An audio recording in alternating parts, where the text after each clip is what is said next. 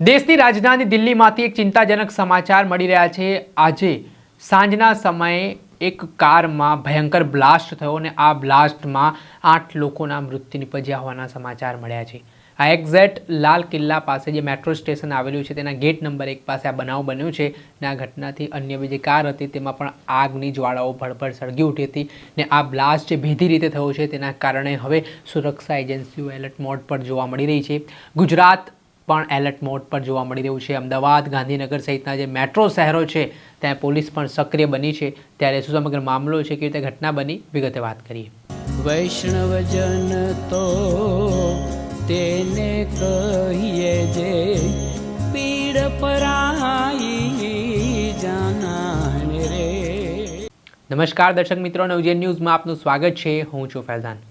દેશની રાજધાની દિલ્હીમાં આજે સાંજના સમયે લાલ કિલ્લાની સામે આવેલા મેટ્રો સ્ટેશન ગેટ નંબર 1 પાસે એક કારમાં ધડાકાભેર બ્લાસ્ટ થાય છે ને આ બ્લાસ્ટના કારણે અન્ય 2 કારમાં પણ આગ ભભૂકી ઉઠે છે ને આ ઘટનામાં અત્યાર સુધી જે આંકડાઓ મળ્યા છે તેમાં 8 લોકોના મૃત્યુ નિપજ્યા છે।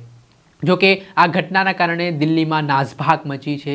આ ભેદી બ્લાસ્ટના કારણે અનેક પ્રકારના સવાલ ઉઠ્યા છે। પોલીસના ઉચ્ચ અધિકારીઓ છે તે ઘટના સ્થળે પહોંચ્યા છે ને આ બ્લાસ્ટ કેવી રીતે થયું છે, શું કારણો છે તેની પણ તપાસ છે તે શરૂ કરવામાં આવી છે। હાલ એમ્બ્યુલન્સનો કાફલો પણ ઘટના સ્થળે પહોંચ્યો છે।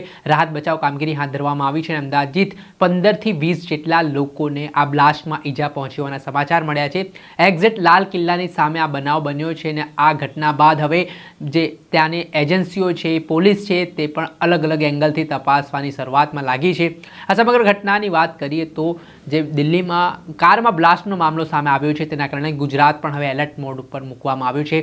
ગુજરાતના મેટ્રો શહેરોની વાત કરીએ તો સુરત, અમદાવાદ, ગાંધીનગર, વડોદરા સહિતના શહેરો છે ત્યાં પોલીસ હવે એક્ટિવ મોડ પર જોવા મળી રહી છે। જી વાત કરીએ, થોડા દિવસ પહેલાં જ ગુજરાત ATS દ્વારા 3 જેટલા આતંકીઓની ધરપકડ કરી હતી, જેમાં તેમના પાસેથી 30 જેટલી જીવતા કારતૂસ અને 3 પિસ્તલ સહિત કેમિકલ પણ મળી આવ્યું હતું ને આ ઘાતક હથિયારો છે તે મળી આવ્યા બાદ ગુજરાત ATS પણ હવે સક્રિય બની છે અને આ જે કેસ સામે આવ્યો છે અને ATSની તપાસમાં જે વાત સામે આવી હતી કે જે આતંકીઓ છે તે અમદાવાદ, દિલ્હી અને લખનઉમાં આ પ્રકારે હુમલાની ઘટનાને અંજામ આપવાના છે। તો શું આ આતંકીઓ સાથે કોઈ કનેક્શન દિલ્હી બ્લાસ્ટ કેસનો છે કે કેમ તે તપાસનો વિષય બન્યો છે ને આ બાબતને લઈને હવે દિલ્હી પોલીસ દ્વારા તપાસ કરવામાં આવી રહી છે કે આ બ્લાસ્ટ પાછળ ખરેખર કોઈ ટેરરિસ્ટ કારણ છે કે પછી આ કોઈક અન્ય કારણ છે।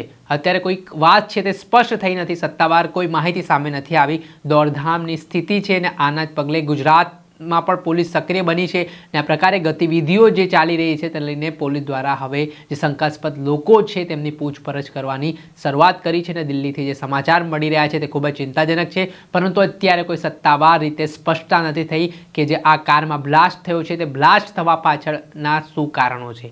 દર્શક મિત્રો, આવા જ નવા વિડીયો સાથે આપને માહિતગાર કરતા રહીશું। આ ઘટનાથી જોડાયેલા અપડેટો આપના સુધી પહોંચાડતા રહીશું, એટલે નવજીવન ન્યૂઝ જોતા રહો।